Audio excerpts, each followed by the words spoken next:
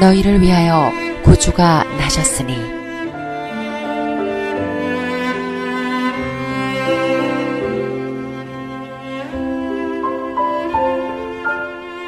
영광의 왕께서 자기를 낮추고 인성을 취하셨다.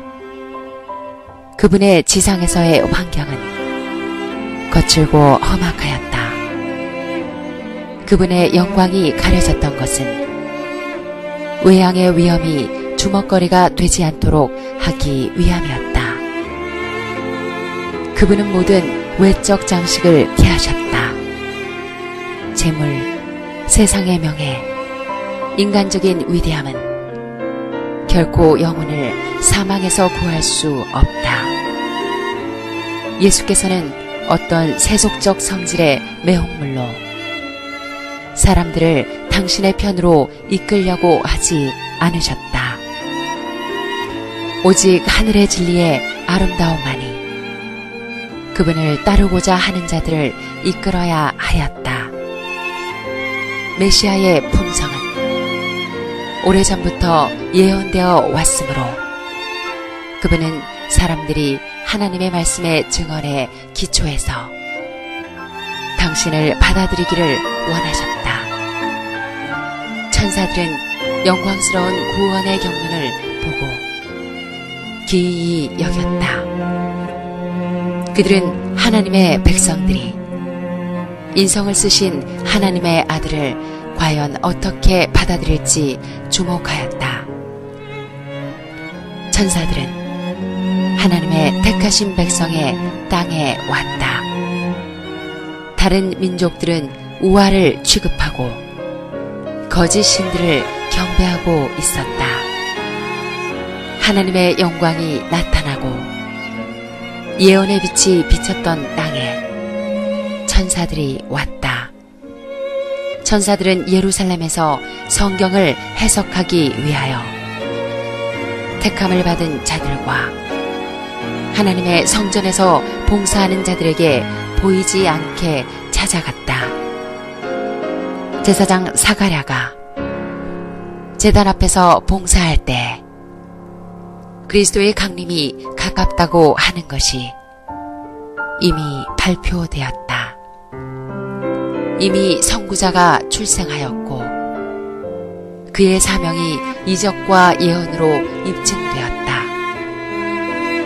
그의 출생에 대한 소식과 그의 사명의 놀라운 의미가 널리 퍼져 있었다. 그러나 예루살렘은 그들의 구속주를 환영하기 위하여 준비하고 있지 않았다. 하늘의 사자들은 거룩한 진리의 빛을 세상에 나누어 주라는 부르심을 받은 하나님의 백성의 무관심을 놀라움으로 바라보았다. 유대 민족은 그리스도께서 아브라함과 다윗의 혈통에서 나시리라는 것을 증거하는 백성으로 보존되어 왔음에도 불구하고 그리스도의 강림이 이제 임박하다는 것을 알지 못하였다. 성전에서 날마다 아침 저녁으로 드리는 제물은 하나님의 어린 양을 가리켰지만 거기서까지도 그분을 영접할 준비가 되어 있지 않았다. 유대 나라의 제사장과 교사들은 각 시대를 통하여 가장 큰 사건이 이제 곧 일어나려는 것을 알지 못하였다.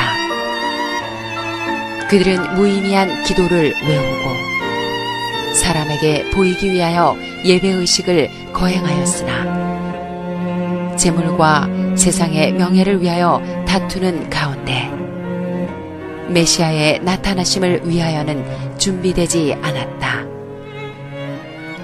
이와 같은 무관심이 이스라엘 땅에 편만하였다. 이기심과 세상에 몰두한 심령들은 온 하늘을 진동시킨 기쁨으로 아무런 감동도 느끼지 않았다. 보이지 않는 분을 보고자 갈망하던 사람은 극소수였다. 이러한 자들에게 하늘의 천사들이 보내심을 받았다. 요셉과 마리아가 나사렛에 있는 그들의 집을 떠나 다윗성을 향하여 여행할 때 천사들이 그들과 동행하였다.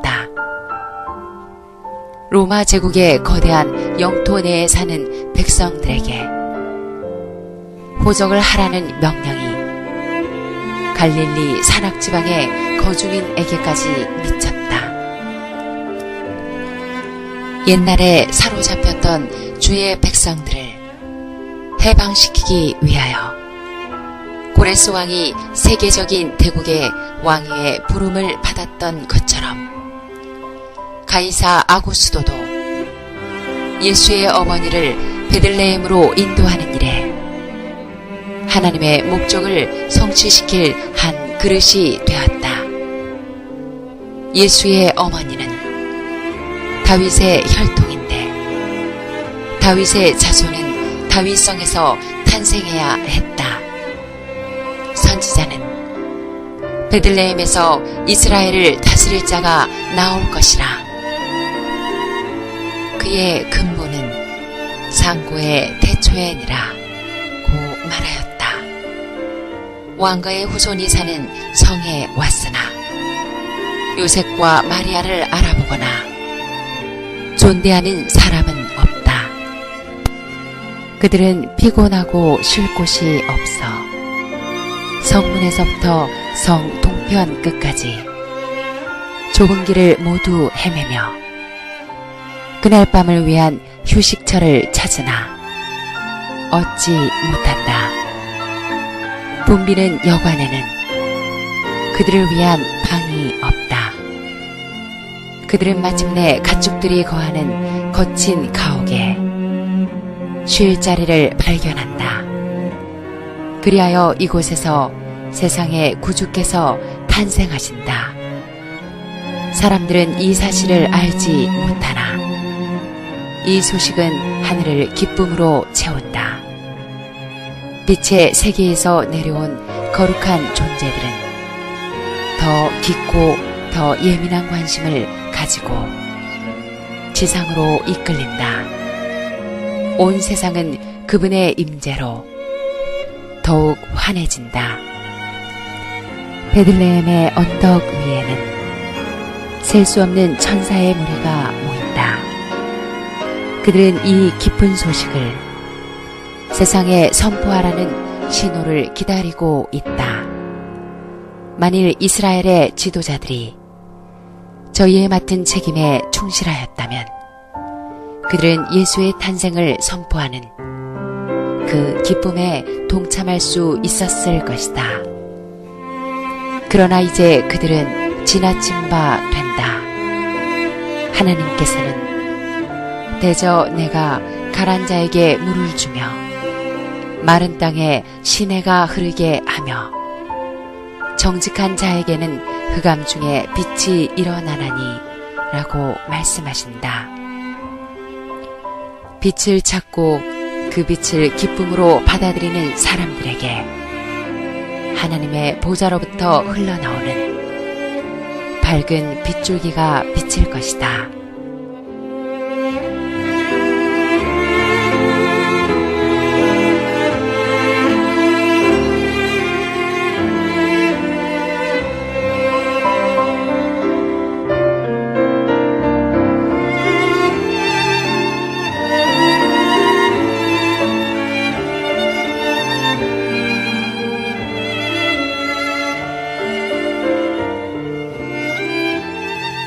소년 다윗이 양을 쳤던 들에서 목자들이 밤을 지새우며 여전히 양을 지키고 있었다. 그들은 고요한 시간에 약속된 구주에 대하여 서로 이야기하며 다윗의 보좌에 즉위하실 왕께서 오시기를 기도하였다. 주의 사자가 곁에 서고 주의 영광이 저희를 두루 비침해 크게 무서워하는지라. 천사가 이르되 무서워 말라. 보라, 내가 온 백성에게 미칠 큰 기쁨의 좋은 소식을 너희에게 전하노라. 오늘날 다윗의 동리에 너희를 위하여 구주가 나셨으니 곧 그리스도 주시니라. 이 말을 들은 목자들의 마음은 영광스러운 계시로 가득 찬다. 구주께서 이스라엘에 오신 것이다. 그분의 강림은 권세와 존귀와 승리를 연상시키나 천사는 빈곤과 초라함 가운데 나신 구주를 그들이 알아보도록 준비시켜야 한다. 천사는 말한다. 너희가 가서 강보에 쌓여 구유에 누인 아기를 보리니 이것이 너희에게 표적이니라. 하늘의 사자는 목자들의 두려움을 진정시켰다. 그는 그들에게 예수를 찾을 수 있는 방법을 알려주었다. 천사는 저들의 인간적인 연약함에 세심한 주의를 가지고 그들이 하늘의 광채에 익숙해지도록 시간적 여유를 주었다. 그러나 기쁨과 영광은 더 이상 숨겨질 수 없었다. 천군 천사들의 밝은 광채가 온들을 환하게 비추었다. 땅은 숨을 죽이고 하늘은 노래에 귀를 기울이기 위하여 땅을 굽어보았다. 지극히 높은 곳에서는 하나님께 영광이요 땅에서는 기뻐하심을 입은 사람들 중에 평화로다. 오늘날에도 인류 가족들이 그 노래를 이해할 수 있다면 얼마나 좋을까. 그때의 선포한 선언과 그때에 울린 선율은 끝날이 가까이 이를수록 더욱 고조될 것이며 땅 끝까지 반영될 것이다. 의로운 해가 치료하는 광선을 바라면서 떠오를 때 할렐루야 주 우리 하나님 곧 전능하신 이가 통치하시도다 라는 많은 물소리와도 같은 허다한 무리의 음성에 의하여 이 노래가 다시 울려 퍼질 것이다. 천사들이 사라지자 빛도 희미해지고 베들레헴 언덕은 다시 밤의 어두움에 쌓였다. 그러나 인간의 눈으로 일찍이 보지 못한 가장 찬란한 광경이 목자들의 기억 속에 남아 있었다. 천사들이 떠나 하늘로 올라가니 목자가 서로 말하되 이제 베들레헴까지 가서 주께서 우리에게 알리신 바 이 이루어진 일을 보자 하고 빨리 가서 마리아와 요셉과 구유에 누인 아기를 찾아서 보았다. 그들은 큰 기쁨으로 거기를 떠나 그들이 보고 들은 것을 사람들에게 알려주었다. 듣는 자가 다 목자의 말하는 일을 기이히 여기되 마리아는 이 모든 말을 마음에 지키어 생각하니라. 목자가 자기들에게 이르던 바와 같이 듣고 본 그 모든 것을 인하여 하나님께 영광을 돌리고 찬송하며 돌아가니라. 오늘날 하늘과 땅은 목자들이 천사들의 노래를 듣던 그때보다 더 멀리 떨어진 것은 아니다. 인간은 옛날 일반적인 직업을 가진 보통 사람들이 대낮에 천사들을 만나 포도원과 밭에서 이야기하던 그 당시와 마찬가지로 하늘의 권고의 대상이다. 평범한 인생길을 걷는 우리에게도 전국은 매우 가까울 수 있다. 하늘 궁정에서 내려온 천사들은 하나님의 명령에 오가는 발걸음에 함께할 것이다. 베들레헴의 이야기는 다함이 없는 주제이다.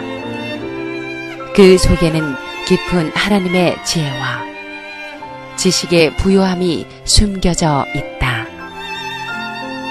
우리는 하늘의 보좌를 고유와 바꾸시고 경배하는 천사들과의 교제를 외양간의 가축과 바꾸신 구주의 희생에 경탄한다. 사람의 자만심과 자부심은 그분의 임재 앞에 견책을 받는다. 그러나 이것은 그분의 놀라운 겸비의 시초에 지나지 않았다. 아담이 에덴에서 죄를 짓지 않았을 때라도 하나님의 아들이 인성을 취하는 것은 거의 무한한 굴욕이 되었을 것이다. 그런데 예수께서는 인류가 4,000년간의 죄로 말미암아 연약하여진 때에 인성을 취하셨다. 그분은 아담의 모든 자녀들과 같이 위대한 유전의 법칙이 끼쳐온 결과를 받아들이셨다. 이러한 결과가 어떠하였는지는 그분의 육신의 조상들의 역사 가운데 드러나 있다. 그분은 이러한 유전을 지니고 우리의 슬픔과 시험을 공유하시며 우리에게 죄 없는 생애에 모범을 주기 위하여 오셨다. 사단은 하늘에서 그리스도를 하나님의 궁정에서 가지신 그 지위 때문에 미워하였다. 그가 쫓겨났을 때에는 그리스도를 더욱 미워하였다. 그는 죄에 빠진 인류를 구속하기로 약속하신 그리스도를 미워하였다. 그러나 하나님께서는 당신의 아들이 사단이 통치권을 가졌다고 주장하는 이 세상에 인간의 연약함을 가진 무력한 어린 아기로 오는 것을 허락하셨다. 하나님께서는 그분이 인간으로서 누구나 당하는 인생의 위험을 겪고 또한 인간으로서 누구나 싸워야 할 싸움을 실패와 영원한 손실의 위험을 무릅쓰고 싸우는 것을 허락하셨다.